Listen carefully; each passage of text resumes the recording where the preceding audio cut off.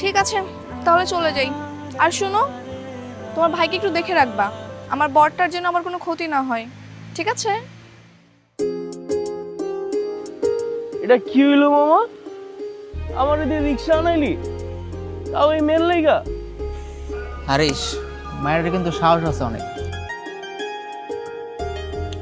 শোন, তোরা কাজ কর, মেয়েটা কে কই থাকে সব খোঁজ খবর লাগা। আর মিজান কই, ওরে ফোন লাগা, জলদি আইতে কও।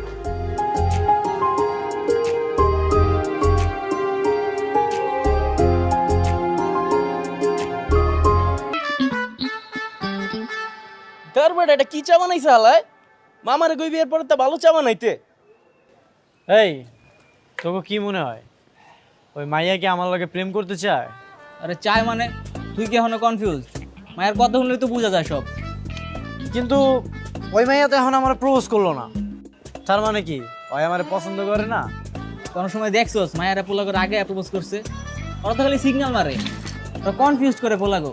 ওরা চায় মনে মনে যে পোলারা যাতে আগে প্রপোজ করা করে। আচ্ছা, বুঝলাম। তার মানে শেষ ধাক্কাটা আমারই দিতে হবে, তাই তো? ঠিক আছে, যা, কাল করে প্রপোজ করে দেবো। তাইলে কি আমি ফুল নিয়ে আমু? আরে না, ওইসব ফুল টুল আমার লাগবো না। সব বেটা, এখন কি ফুল দিয়ে প্রপোজ করার যুগ আছে নাকি? আচ্ছা, তোরা তো চা খাইছস, যা আমার লাগে একটা লয়ে আয়। এই মামারে কইস চাটা ভালো বানাইতে এবার।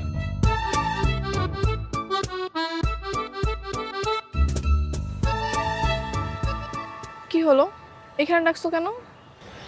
আর আজকে তো তোমার বন্ধু বান্ধবকেও দেখছি না, ব্যাপার কি? দেখো, আমি কিন্তু এত ঘুরায় বেচে রোমান্টিক মুডে কথা কইতে পারি না, ঠিক আছে? তুমি তো জানোই আমার মাথা সবসময় গরম থাকে। হ্যাঁ, সেটা তো আমি তোমাকে প্রথম দেখাতেই বুঝতে পেরেছি।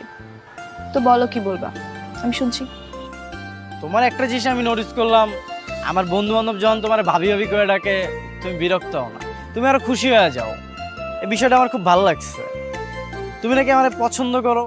দেখো, আমি কিন্তু তোমার তো পিছে পিছে ঘুরতে পারবো না। তুমি যদি আমার পছন্দ করো, তাহলে আমার সাফ সাফ করে দাও।